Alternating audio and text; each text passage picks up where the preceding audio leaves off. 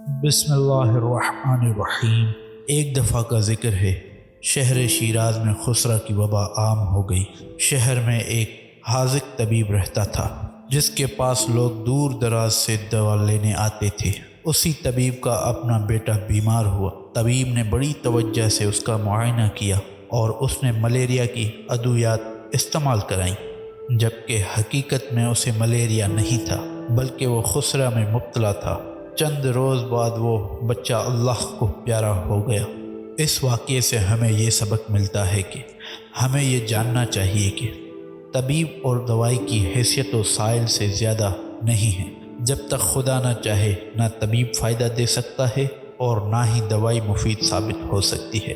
अक़ीदा तौहीद का ये तकाज़ा है कि इंसान ये एतक़ाद रखे कि तमाम तासीरात खुदा के इख्तियार में हैं और बाकी सब वसाइल ही है।